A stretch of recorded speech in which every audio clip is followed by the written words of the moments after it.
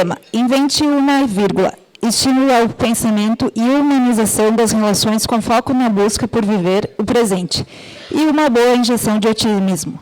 Será apresentado por Ege Baldasso, jornalista, autor do livro Sequência de Rabiscos. Neste momento, convidamos o vice-presidente de serviços da SICS, Charles da Rocha Paese, para dar as boas-vindas. Bom dia a todos. Dou as boas-vindas a todos em nome do nosso presidente, Daniel, que passou um tempo em viagem e está retornando hoje. E não pôde estar aqui nesse momento. Eu quero reforçar, então, para vocês o convite que foi feito para o Jantar das Mulheres Líderes, que vai ocorrer no próximo dia 10, aqui nesse local, que é um evento do Núcleo da Mulher Empreendedora. E a convidada será Nádia Imer Gracelli. Então, esse encontro não é só para mulheres, é para homens também. Então, as mulheres tragam seus maridos para o evento e os homens tragam suas esposas também. Então, vamos prestigiar então, a Nádia, né, que ela tem uma história de sucesso muito bonita para compartilhar conosco. Então, nesse momento, eu passo a palavra para o nosso escritor, jornalista, palestrante, Ege, para que conduza a palestra de hoje. Muito obrigado.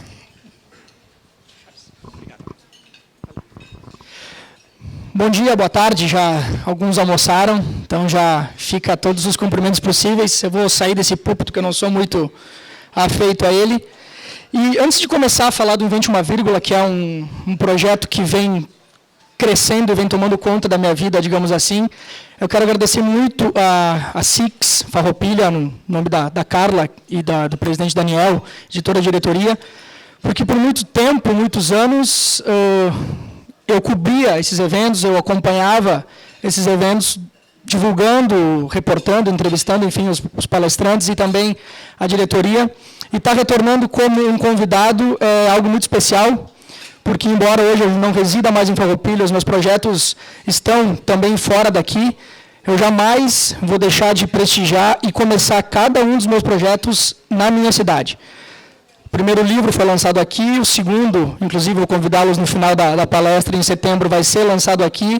Todos os projetos que eu inicio são iniciados em Farroupilha, propositalmente, porque eu sempre vou prestigiar o lugar que cresceu tudo o que eu plantei. Então, as coisas iniciaram aqui e assim vão continuar, independente das situações que acontecerem em Farroupilha, vai caminhar comigo, eu vou sempre voltar para cá.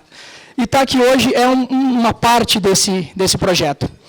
Para quem está olhando a apresentação, para quem está ainda se perguntando o que é o Invente uma Vírgula, para quem já conhece o meu trabalho e para quem não, Invente uma Vírgula é exatamente o que vocês estão fazendo agora, parando. É tentar entender o que a gente está fazendo da nossa vida, o que a gente está vivendo e o que a gente está entregando para as pessoas e para o mundo. Um dos primeiros desafios, quando eu comecei essa palavra palestrante, eu nem gosto muito, eu gosto da palavra conversa, eu gosto de estar aqui conversando com vocês. Um dos primeiros desafios que eu senti foi uma pergunta que eu me fiz.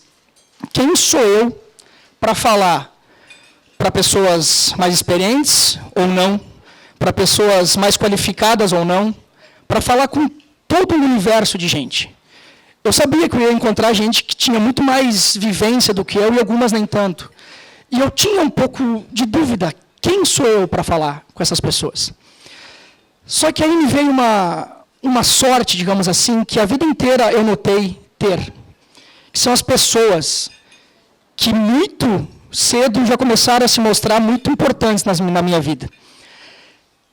Eu conhecia pessoas, eu faço isso há 33 anos, que simplesmente mudavam a minha forma de ver a própria vida, de ver as pessoas e de como eu seguia dali para frente. Cada pessoa que passava por mim e saía, o próximo passo que eu dava já era diferente, porque eu tinha essa pessoa junto comigo, ou pelo menos o que ela me ensinou, ou o que ela me mostrou.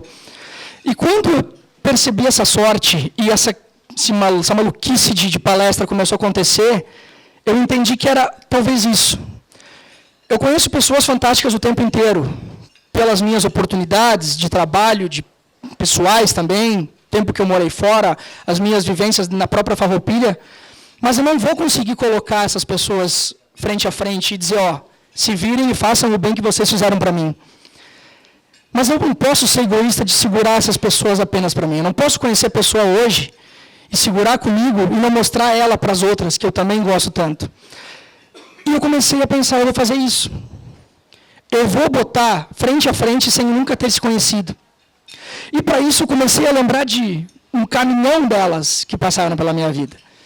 Eu lembrei da Ketut. Ketut é uma mulher da Indonésia que eu conheci na escola que eu estudei em Dublin. Passei um ano morando fora do Brasil, na Irlanda. E a Ketut era uma mulher jovem, tinha uns 28, 29 anos, na oportunidade.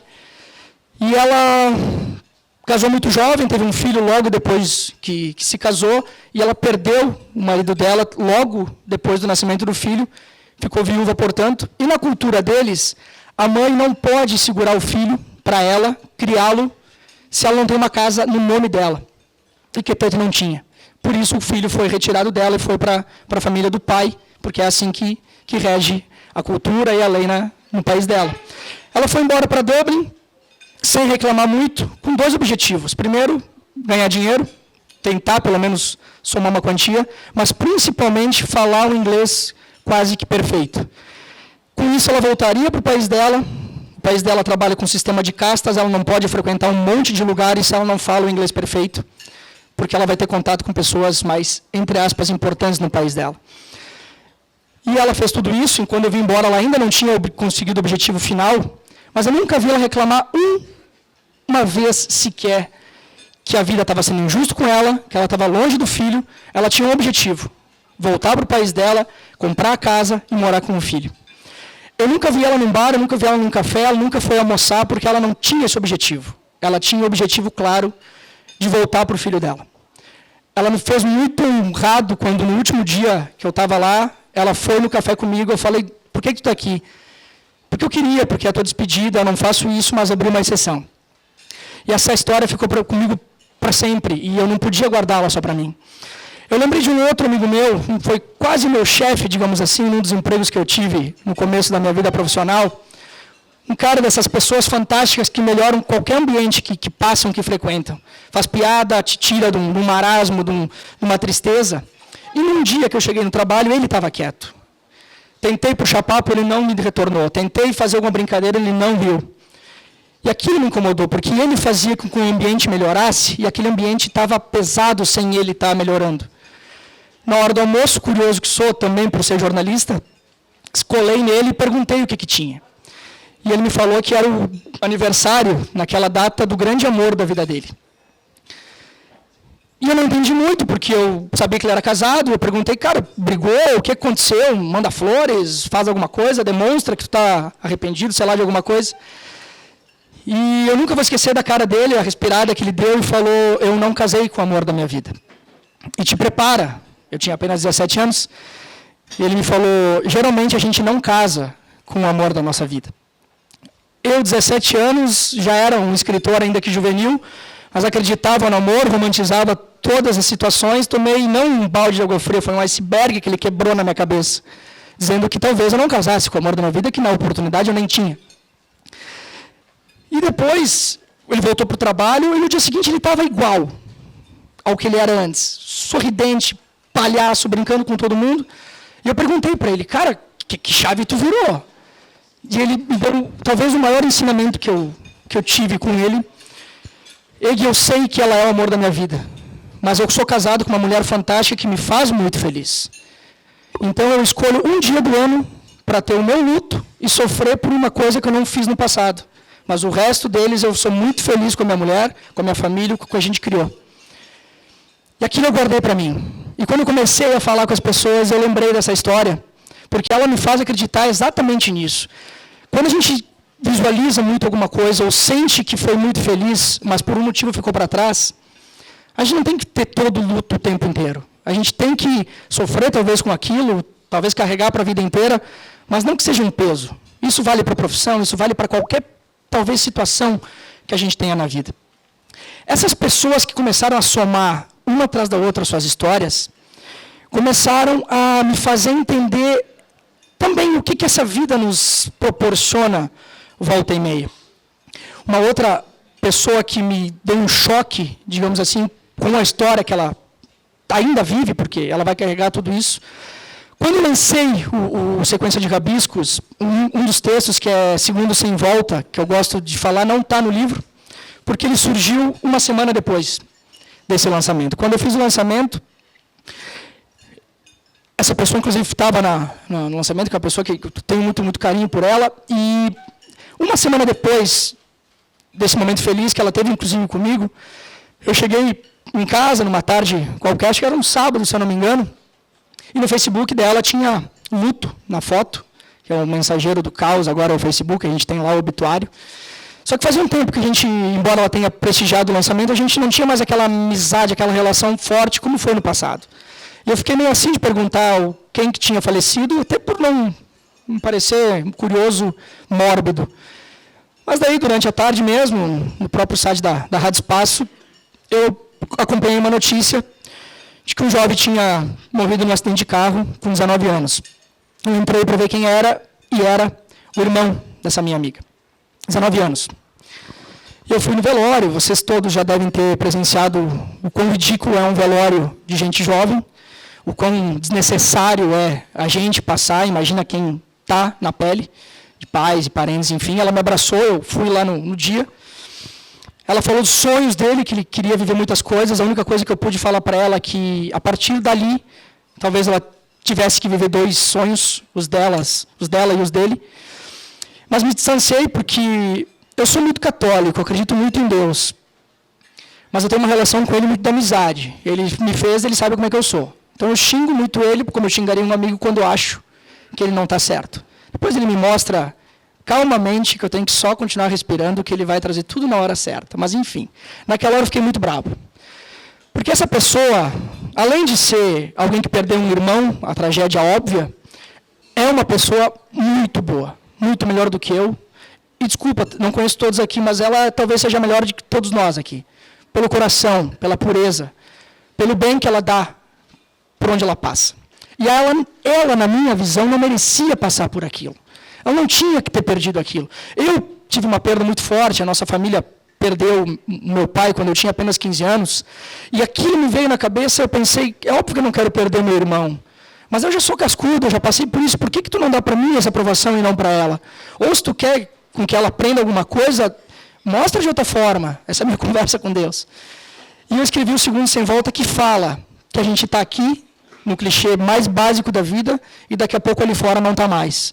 Esse rapaz não está mais. Ela não tem mais um irmão. E eu escrevi isso, mandei para ela o texto, e ela me respondeu alguns dias depois, ainda dentro do luto. Ela ainda conseguiu ser muito gentil, me falar que ia continuar, porque ela tinha que viver os sonhos dele, como eu tinha sugerido, e que ela não queria que acontecesse com ela o Segundo Sem Volta que aconteceu para o irmão. Aquilo me emocionou tanto porque, desde pequeno, as palavras jogam comigo de uma forma muito estranha. Eu não tenho escolha. Quando eu rabisco, são as palavras que falam muito mais alto. Às vezes eu nem quero, e elas vão para o papel. Às vezes eu estou no meio do trabalho, às vezes eu estou no meio de uma situação que eu não tenho como escrever, eu paro, porque elas me obrigam. E ali eu vi o sentido daquilo, que é as palavras com que eu estava falando, que estavam chegando para alguém. E ela me fez lembrar de uma situação muito importante na minha vida e que eu redescobri através de um exercício que eu vou sugerir para vocês muito rápido aqui. Eu vi um documentário que falava sobre o tempo, sobre a nossa finitude e quanto a gente não utiliza ele, talvez da forma mais adequada. Acho que a maioria aqui já comeu, então não vou disputar mais com a polenta e com o macarrão. Por alguns minutos, não quero que fechem os olhos, nem que olhem, continuem fazendo exatamente o que vocês estão fazendo, só não falem com ninguém.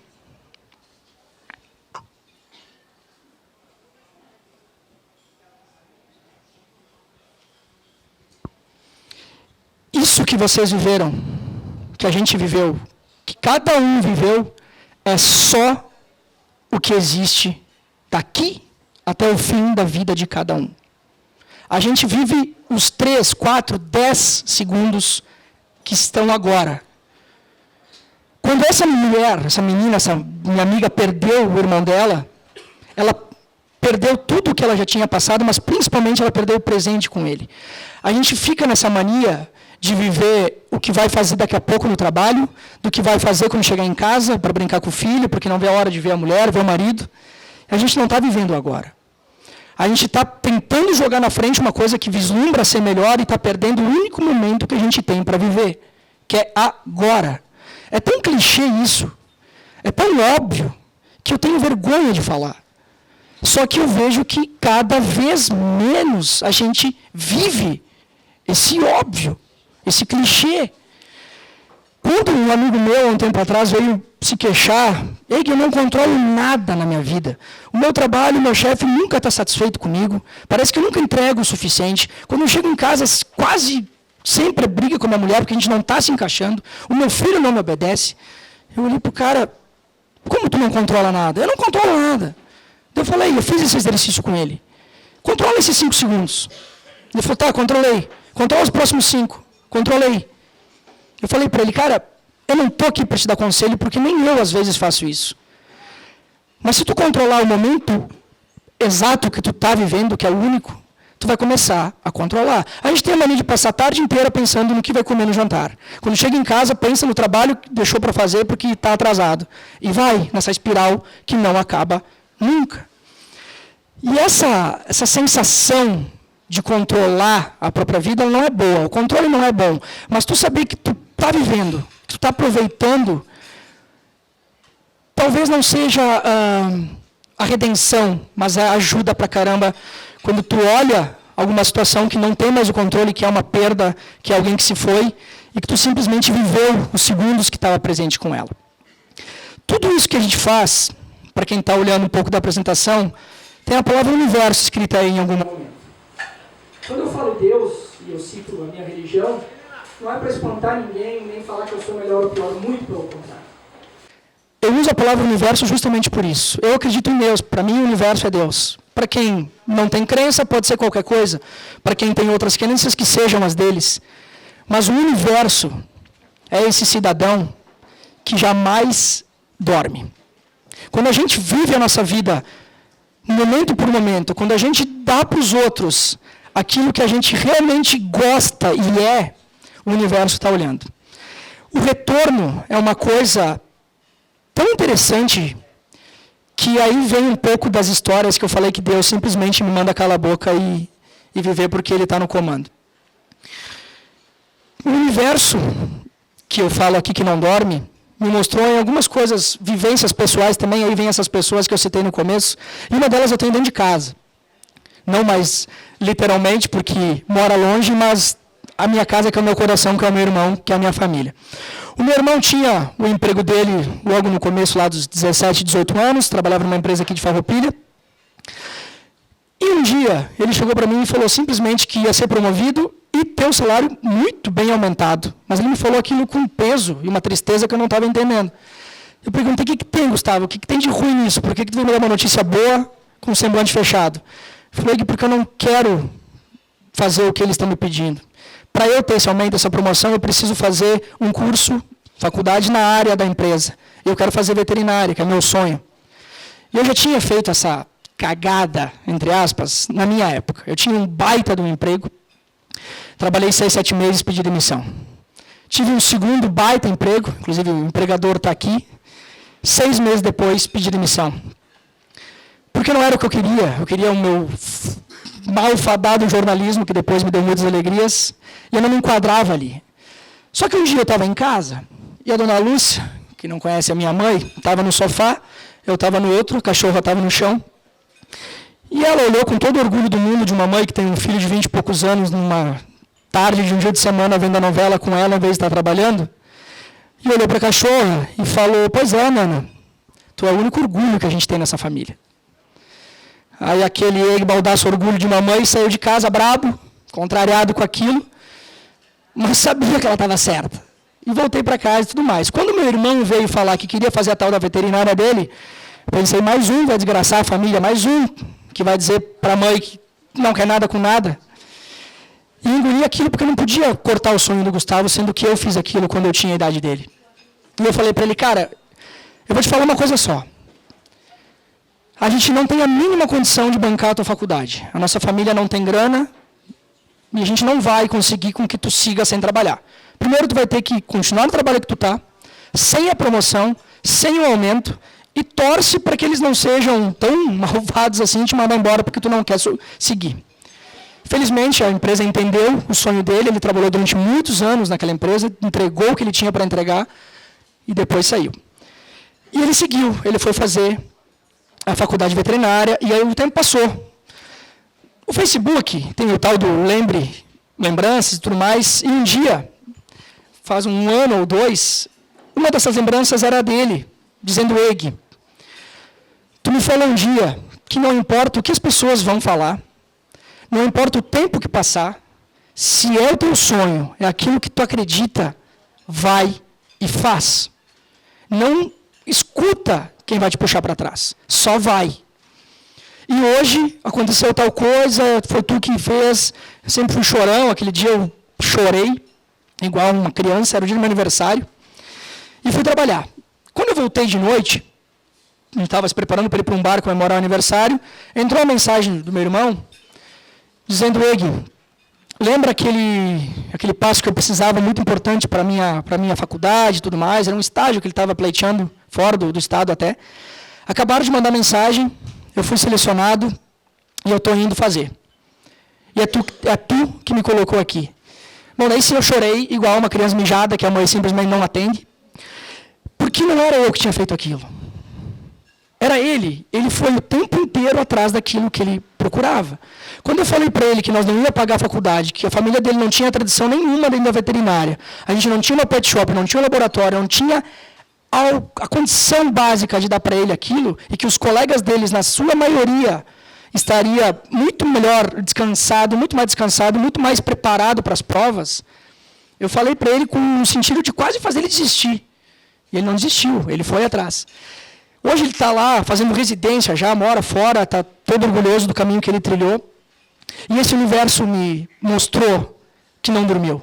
Porque eu ficava muito, muito chateado quando as coisas não aconteciam para o meu irmão, quando a vida dava tombo nele, seja financeiro, seja de relacionamentos, ele passava por coisas que ele não merecia. Eu sabia que não.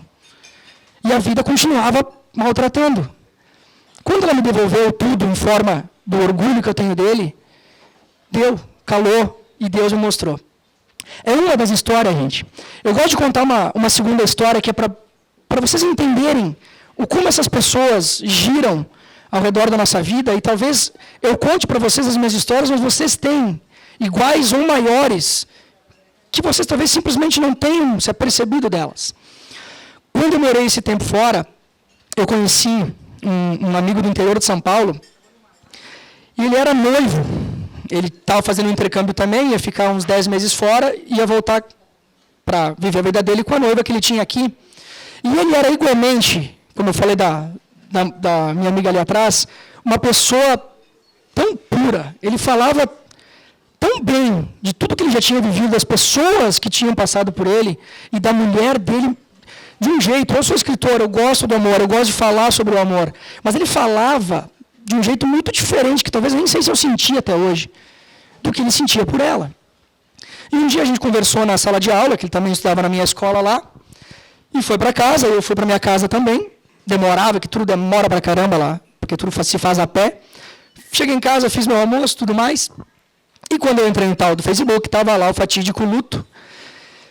E quando eu fui perguntar para ele, eu fiquei meio assim, porque quando a gente está fora, eu dei tchau, eu conto essa história porque ela é um pouco inusitada. Eu dei tchau para minha avó, por exemplo, e eu abracei ela, falei que eu ia passar um ano fora, não disse, mas no meu sentimento, eu sabia que se ela falecesse, ela não dava bem de saúde naquela época, depois veio a falecer, infelizmente, mas eu sabia que se ela falecesse naquele período que eu estivesse fora, eu não ia voltar para o velório dela. Porque não ia ter grana, velório de idoso é tudo muito rápido, acontece e vai-se muito rápido. E eu abracei ela e, no meu pensamento, me despedi. Quando eu voltei, inclusive ela estava no aeroporto com um cartazinho, esperando. Quando eu abracei ela, eu falei: que tu não morreu, velha? E ela, o quê? Eu tentei explicar, ela não entendeu muito bem, mas depois ela acabou me perdoando, que as avós sempre perdoam. Mas eu conto essa história porque quando eu fui perguntar para o meu amigo quem tinha falecido, eu esperava que fosse Alguém não tão forte, digamos assim, ninguém gosta quando avós morrem, pelo amor de Deus, mas é o caminho natural. E quando eu perguntei para ele, eu lembro até hoje o jeito que estava escrito, que era: mataram o amor da minha vida. Eu larguei tudo que eu estava fazendo, fui para a casa dele, ele estava em choque ainda, ela morreu assassinada, essa moça. Moça não, enfim. E eu abracei ele, ele só falou uma frase para mim: eu não quero mais estar aqui. Me ajuda. Tinha mais gente junto com ele, a gente ficou naquele momento pesado, fui para casa, escrevi um texto, e depois de 2 ou 3 dias eu fui na casa dele de novo, mostrei o texto, todo orgulhoso que eu ia ajudar. Ele leu aquele texto, amassou e jogou meio na minha cara, no meu peito, e caiu no chão. Daí eu falei: o que foi, cara? Ele falou: tem coragem de vir na minha casa, no meio das minhas lágrimas, dizer que a minha vida vai melhorar. Deus tirou a única coisa que eu amei até hoje. E tu vem na minha cara dizer que vai melhorar. E eu, calma, cara. Ele falou: Egg, se tu continuar com essa palhaçada de dizer que a minha vida vai melhorar e que eu tenho que acreditar, eu quero que tu vá embora. O momento era dele. Eu só calei, fiquei ali e fui. Isso foi em 2013. Em 2017, eu fui para São Paulo visitar alguns amigos, coloquei ele no roteiro lá no interior, lá nas grotas de São Paulo, que também tem, não é só nós. Quando eu cheguei na casa dele, na casa da família, enfim, ele me abraçou, e eu não tenho como nunca ser diferente, eu não sei me arrepiar quando eu falo, porque ele me abraçou, ele falou 4 frases. E eu olhei para ele: é o que eu estou pensando? Sim, é o teu texto. Eu falei: tá, mas tu rasgou, tu jogou no chão? Sim. Só que quando tu foi embora, eu peguei aquele troço, bem assim, e joguei na gaveta. E lembra que eu te falei que eu queria ir embora, que eu não queria mais estar lá? Lembra? Eu pensei mais do que uma vez, Egg. Todas as vezes eu pegava o teu texto e eu desistia. Porque tu falava que ia melhorar. Eu lembrava que tu tinha passado por isso, tu tinha perdido teu pai. E eu pensava: se o Egg passou por isso, está me dizendo que pode ser diferente, que pode melhorar, eu preciso acreditar nele. É meu amigo, afinal de contas.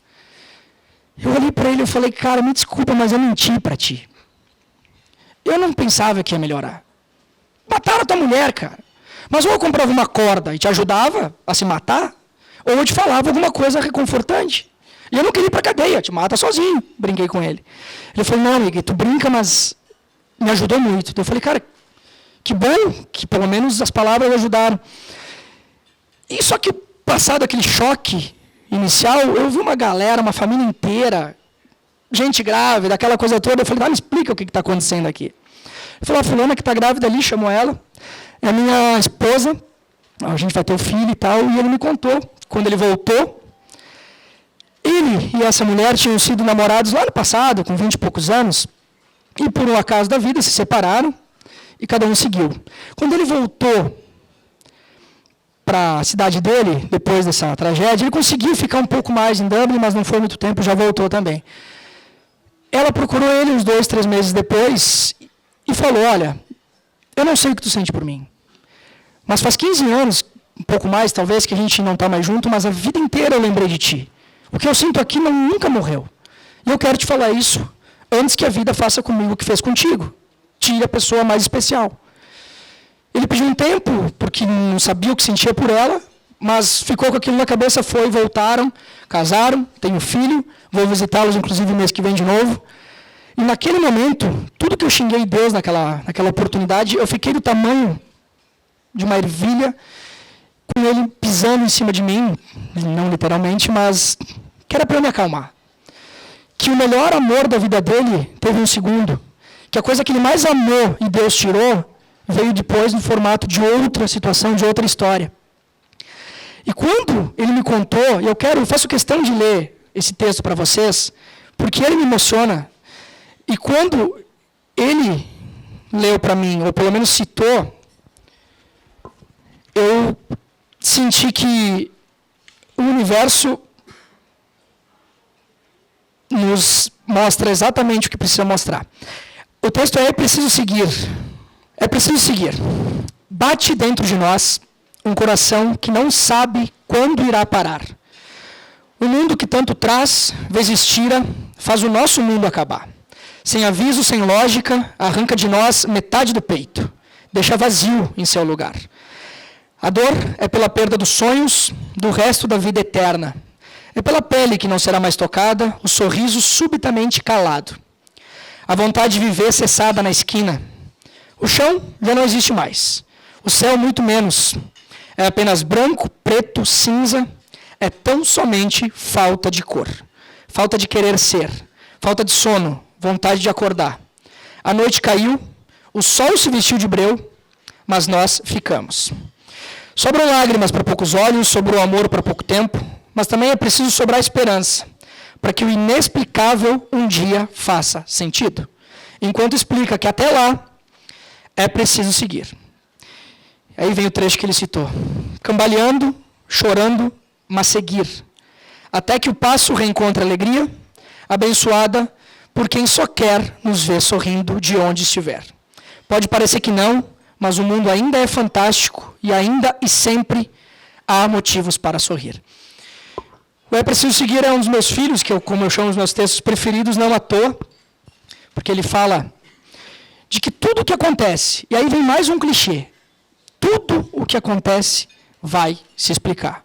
Se explicou para o meu irmão depois de 5 ou 6 anos de faculdade, uma rotina que começava às 6:30 da manhã e terminava à meia-noite. Se explicou para o meu amigo que teve a pior perda da história da vida dele. E logo ali na frente encontrou uma história, não digo maior ou menor, não se compara a histórias de amor, mas uma história tão importante para ele quanto. E aconteceu para ele, gente, por um motivo muito específico também. Porque ele usava uma palavra que a gente, na maioria das vezes, usa, mas às vezes acaba se esquecendo, que é o bem. Quando eu estava formatando essa palestra, tentando entender um pouco mais o que eu queria falar para vocês, eu conversei com um dos exemplos de vida que eu tive. Quem estudou na Escola Nossa Senhora de Lourdes aqui em Farroupilha, ou é pai ou mãe de quem estuda lá, certamente ouviu falar da freira, que, pelo amor de Deus, a irmã Odete. Fugiu o nome dela. A irmã Odete é um dos melhores corações, se não o melhor que eu conheci na vida. Não é inveja que eu tenho, mas é uma vontade de ter o coração que ela tem. E, além de tudo, o chá dela é algo fantástico. Quando eu estava falando com ela estava toda... que tu pode ser o pior cara do mundo, ela te acha fantástico. Ela acha que tu é o próximo da 20. E ela vê que tu está escrevendo, né? Tô fantástico. E que tu começou a fazer palestra assim, fantástica. Ela nunca viu a palestra. Não, muito bom, né? Obrigado, dona Odete. E ela, primeiro, ela agradeceu, que é característico dela deixar as pessoas bem. Mas ela me falou uma coisa que me deixou muito pensativo. Ela falou, Egui, tu vai conversar com quem? Quem é o teu público? Eu falei, quem quiser me ouvir. Tem um braço da palestra que é para adolescente, que é para as escolas, e um outro que é para um público geral, que é para a gente tentar humanizar um pouco mais essas nossas relações. Eu falei, então isso. Pega essas pessoas aí. Os mais novinhos, tudo bem, eles vão ter tempo. Mas pega os mais velhos. Para quê, dona Odete? Pede para eles fazer o bem. É clichê porque ela é uma freirinha, gente. Ela é um pouco clichê também. Pede para eles fazer o bem. Tá, mas por quê? Porque as pessoas estão se atrapalhando, Eike. As pessoas, elas deixam os filhos aqui, elas não sabem muito o que está acontecendo, elas brigam por qualquer coisa, olha o mundo como é que está ali fora. E começou a dar exemplos do porquê que as pessoas estavam se atrapalhando. Então eu olhei para ela, como é que eu vou dizer não para uma freira? Primeiro que ela reza. Se ela rezar ao contrário, ferrou. E segundo que talvez era exatamente aquilo que eu precisava ouvir. Porque faz algum tempo, gente, isso aí não é porque, nossa, como o Egui é uma boa pessoa, como o Egui é um cara, um gentleman. Não, foi um exercício que eu fiz como obrigação. Eu botei na minha cabeça que eu ia ser gentil com as pessoas, querendo ou não, tendo tempo para aquilo ou não, gostando dela ou não. E assim, quando eu era pequeno, meu pai falava, faz assim, e eu não sabia o porquê, ou nem concordava, eu fui meu próprio pai comigo mesmo, dizendo, vai ser gentil. Seja um pouquinho mais humano com essas pessoas. E quando eu comecei a fazer isso, e quando a irmã Odete me falou para eu fazer o bem, eu juntei uma coisa na outra. E aconteceu um episódio tão pequeno, colado, quando a irmã Odete me falou isso, lá no meu prédio, onde eu moro, que me deu aqueles cliques que coisas simples nos dão. Eu estava segurando a porta do elevador, já para entrar, e nisso, no meu prédio tem a porta de vidro, depois tem a porta externa, de grade, e lá estava uma senhora. Desculpa, eu também vou ser uma velha. Estava uma velha lá, toda meio que já encorada, com 2, 3 sacolas. E eu pensei, cara, estou chegando em casa, não vou fazer nada além de sentar no sofá e ver TV. Vou esperar a velha, né? E ela veio. Gente do céu, deu quase 5 minutos. Era um passo e ela pensava se ela ia conseguir dar o próximo. Gente boa, senhorinha. E quando ela chegou perto de mim, ela tentou me abraçar e eu não entendi muito bem. E eu pensei, que essa velha, né? Vai saber. E ela me desculpa, mas eu tive que fazer isso. Ela pegou, olhou, já passam das 6 da tarde. É a primeira gentileza que me fazem no dia de hoje. Eu falei, eu pensei, gentileza, cara. É uma senhora, podia ser a minha avó. As pessoas não estão segurando a porta para a própria avó, para uma senhora. Daí eu falei para ela, sério? E ela, sim. Eu estava no centro de manhã e eu queria saber onde é que era a rua tal, e o menino do meu lado, é bom, as velhas que chamam os meninos. O menino do meu lado estava de fone, ele nem me viu. Cara, não foi por querer. Aquele cara talvez parasse tudo para ajudar aquela senhora, mas ele estava com fone. Eu fui de tarde no médico, uma consulta que eu tinha, e não me seguraram a porta. Eu bati com a porta na cara com sacola. Por que as pessoas não estão mais fazendo isso? Por que elas não estão segurando a porta? Ela me questionou. Eu falei, não sei. Eu estou segurando, reza para mim. Eu sou a dona Odete, essa senhora é minha vizinha. E o meu exercício de fazer o bem, e comecei a entender o porquê que às vezes as coisas retornam para nós. Eu não estou dizendo que coisas ruins não me acontecem. Eu não estou dizendo que coisas ruins não aconteçam para essa senhora. Mas elas vão diminuindo. A gente começa a perceber que o que vem para nós é numa intensidade tão grande de coisa boa que a gente quase não nota que as coisas ruins acontecem. É porque a gente está mostrando para aquele universo que esse bem que a gente faz, isso que a gente demonstra, seja para uma senhora, seja parar numa faixa de trânsito, seja segurar uma porta, independente de sexo, que a maioria dos homens aí tem a mania de segurar para a mulher, né? É para ver ela passar. E quando passa um homem, vai na frente. Não. Aqui não tem sexo, aqui não tem idade. É fazer o bem. E, gente, a gente não vai conseguir toda vez. Às vezes eu estou com pressa e eu fecho a porta na cara. Mas aquilo me incomoda. Quando eu não seguro a porta porque eu estou com pressa, quando eu passo na faixa de pedestre e não deixo o cara passar, logo em seguida eu podia. Eram 5 segundos, eram 2 segundos. Então, não fazer o bem, tudo bem. Mas vamos começar a tentar, não por mim, nem pela senhora, pela irmã Odete, cara, pelo chá que ela serve para todo mundo lá. Então, o bem que a gente faz, que a gente coloca, demonstra exatamente para o universo o que a gente está querendo entregar. Para os jovens que eu ando falando, é legal ficar um pouco velho, porque eu agora posso chamar os outros de jovens, né? Os jovens que eu estou falando, quando eu digo para eles isso, quando eu falo de fazer o bem, eles não entendem muito, porque os jovens têm a mania de não querer entender o que a gente fala. Mas aqui, gente, a gente já começou a estar numa idade de começar a ouvir conselho. E eu não vou dar conselho, mas eu vou dar uma sugestão para a gente. Talvez seguir um pouco diferente a partir daqui. Quando a irmã Odete me falou fazer o bem, e quando eu vi esse exercício de viver o que a gente está vivendo, eu coloquei a minha vida um pouco para frente. Eu coloquei como eu queria que o mundo talvez andasse depois que eu começasse a falar com ele. Depois que eu invente uma vírgula e outros projetos que certamente eu vou tentar colocar em prática, começasse a existir. Que mundo é esse que seria ou não mudado? Desse tamanho, ou o tamanho que possa chegar esse projeto um dia. E eu comecei a ver tudo que me falavam lá atrás, algumas coisas eu ouvi, outras não. Eu falo para os jovens que eles vão ter muitas oportunidades todos os dias da vida deles, e a grande maioria eles vão jogar fora. É normal. A gente faz isso até hoje. E que talvez tudo bem, que eles não tenham... Eu falo para eles, vocês não vão ouvir, vocês têm que se quebrar a cara para lá na frente e dizer, meu pai estava certo, aquele cara que um dia falou comigo na palestra estava certo. Eles não escutam. Eu falei, se vocês não querem escutar, tudo bem. Mas todos os dias da vida de vocês, façam alguma coisa. Tratem os outros bem. Segurem a porta para alguém. Busca alguma coisa que tu quer. Devolve para alguém aquilo que alguém te deu. Seja cordial. Sabe? Tenta viver aquele dia, não outros. Aquele dia. Vai chegar com 30, como eu estou, 30 e poucos, 40, 50, 60. Talvez a gente tenha perdido todas as oportunidades de igual. Mas a gente viveu um dia por vez, fazendo uma coisa que seja bom. Quando eu tinha a convivência com meu pai, a oportunidade de viver com ele, era uma coisa bem complicada, porque ele trabalhava bastante, tinha pouco tempo de descanso, e ele tinha 2 terremotos em casa.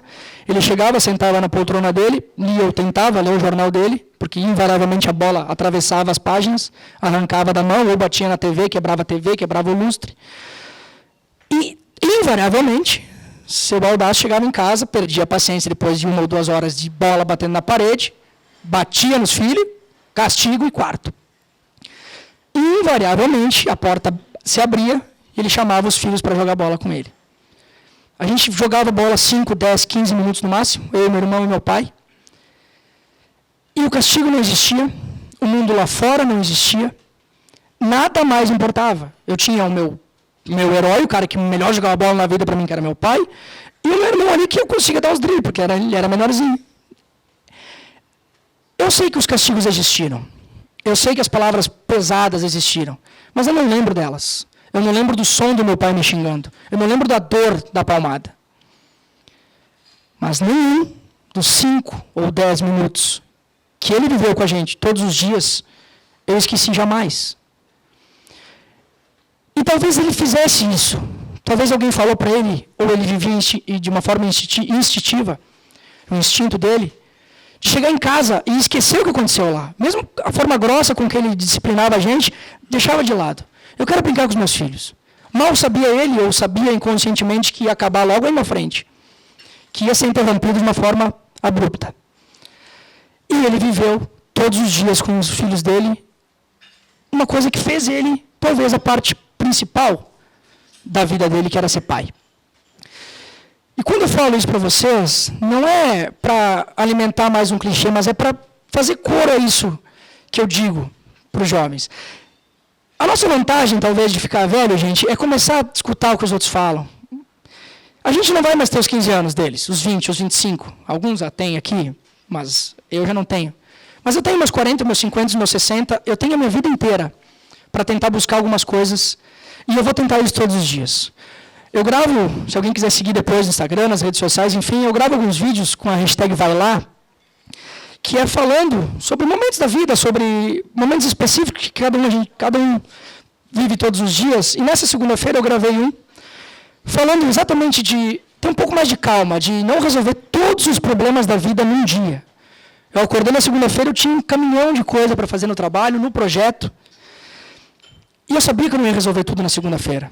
Escolhi algumas coisas que precisavam ser feitas naquele dia, e o resto. E olha que eu não sou nem um pouco organizado. E o resto eu deixei fluir.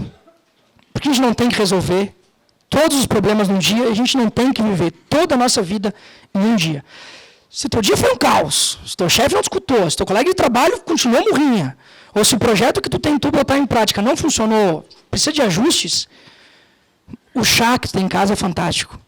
Se tu de novo entrou no cheque especial, se tu de novo não tem dinheiro para pagar aquilo que era tão simples, e o boleto de amanhã não vai ser pago, cara, aquela série que a gente está vendo é fantástica. E a tua mulher não vê a hora de tu chegar em casa para ver com ela, ou vice-versa. Sabe, eu não estou aqui para ensinar ninguém a ser feliz. A gente tem dentro de nós exatamente tudo o que precisa. Mas é que eu estou percebendo, talvez por conviver com pessoas fantásticas, como eu falei que convivo, que as coisas são tão pequenas, depende tão pouco de esforço nosso, que eu acho que dá para fazer. E eu vou me encaminhar para o encerramento, porque você tem que voltar para o trabalho, e eu também, que é exatamente esse vai lá. Ele não surgiu à toa, gente. Inclusive, quero fazer um parênteses, dia 9 de setembro, ainda com os outros detalhes de local e tudo mais a serem definidos, vai ter o lançamento do livro. Vai lá, é o meu segundo livro aqui em Farroupilha, como eu falei para vocês antes, é o primeiro momento, depois vai ter outros lançamentos em Caxias, Porto Alegre e tudo mais, mas dia 9 de setembro, se quiserem se agendar, vão ser todos convidados. o vai lá não surgiu à toa. Ele é um texto, eu não dato nenhum dos meus textos, aprendi com o mestre Mário Quintana de que o texto não é teu, é de quem lê, portanto não é a tua data, é de quem está pegando ele na mão. Então eu não dato os meus textos, mas esse eu lembro muito bem, porque o vai lá não é de hoje, e não é à toa. O vai lá é uma expressão muito curta, muito pequena, que é exatamente tudo o que a gente precisa para ser feliz. A gente almeja coisas gigantes, projetos audaciosos, um grande emprego, ficar rico, o Grêmio ser campeão do mundo. Não deu. A gente pensa coisas enormes que vão acontecer uma vez na vida, duas. Talvez não aconteçam. E a gente vai ficar refém desse grande sonho. Tem que ter. Eles mantêm a gente vivo todos os dias. Mas as pequenas coisas, tia, é o que a gente precisa. Eu não preciso do Grêmio ganhando campeão do mundo. Quero muito o título de campeão do mundo. Mas se ele ganhar de 1-0 do Bahia, tá bom já. O grande emprego, o projeto que eu quero que ele seja para o Brasil inteiro, para o mundo inteiro. Eu estou feliz pra caramba que Farroupilha me abriu a porta, que a Six me chamou. Eu não preciso de um público diferente do que eu tenho aqui, fantástico. E não estou chamando vocês de pequeno, pelo amor de Deus, mas é que é o momento. É cada uma das coisas que a gente conquista. E vai lá isso, ele é pequeno, porque a gente não precisa de nada grande. Não no dia a dia. Não de verdade. Só que, a despeito de ser tão pequeno, ele carrega uma coisa tão grande, tão pesada e forte, que é tudo que a gente tem de ímpeto dentro de nós de buscar, de conseguir. Aqui nessa sala, eu tenho muitos exemplos em função de eu ter crescido em Farroupilha, é por isso que eu valorizo tanto. Exemplos profissionais e pessoais. Pessoas que me deram, às vezes, até um tapa de luva ou uma caneta no futebol, mas que me ensinaram com aquilo.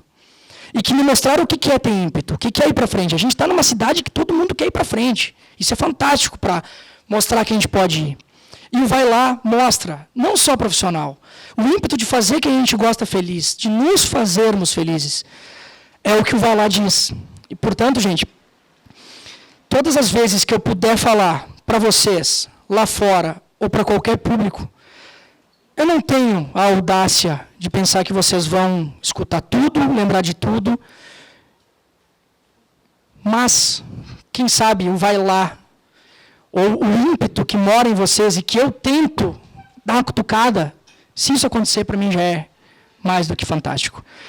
Todas as conversas, essas palestras que as pessoas gostam de chamar, às vezes a gente sai e vai para elas, sai de casa e vai para essas palestras pensando, vou ouvir uma pessoa que vai mudar a minha vida porque ele fala coisas legais, ou enfim. Tem uma grande e péssima notícia para vocês. Não sou eu, não vai ser o próximo palestrante, não vai ser ninguém.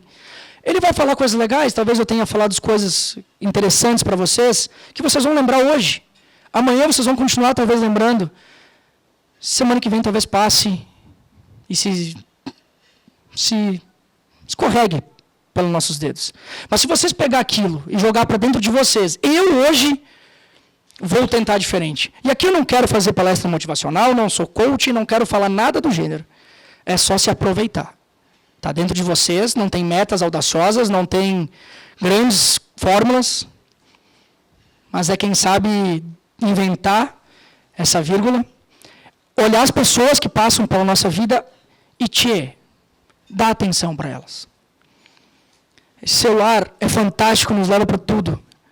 Mas as pessoas, e a gente quer que o outro olhe, a gente precisa um pouco mais, a gente precisa humanizar, a gente precisa mostrar para o outro que está dando atenção, para que ele nos dê atenção, e não ficar nesse espiral infinito de uma coisa tão baixa que é não dar atenção para o outro.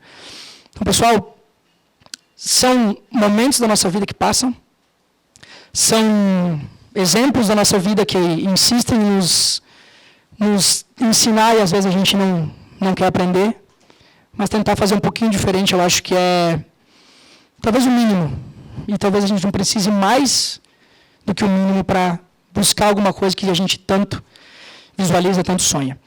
Eu quero, antes de fechar, eu vou fechar inclusive com o texto, vai lá para vocês, agradecer mais uma vez a SIX, agradecer a cada um de vocês.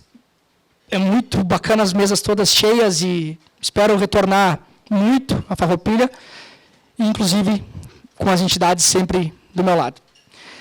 Vai lá. É um texto que ele não pode ouvir que eu preciso seguir o preferido, senão ele fica com um pouco de ciúmes. Mas ele também. Filho, tu não tem o preferido tendo, né? Que eu tenho certeza que a minha mãe prefere o meu irmão. Mas ela gosta de mim, eu acho também. Então é isso aí, não tem problema. Pode gostar do meu irmão mais. Desde que goste de mim, não tem problema. É brincadeira, dona Lúcia gosta mais da mais velha, a Valquíria. Gente, vai lá. Aliás, se alguém quiser o livro depois, fique à vontade, a gente vai estar aqui. Quer pegar um autógrafo, jogar na cabeça de alguém, não tem problema. Vai lá, te joga, vai atrás, busca sempre. Corre, respira, vira à noite, descansa um pouco, bastante, ou não para, nunca. Vai lá. A vida não espera, não para, não reserva lugar. Amigos, amores, família. Há uma imensidão de oportunidades e pessoas querendo te ver feliz. Querendo ser feliz contigo. Vai lá, o mundo é fantástico. Muito obrigado.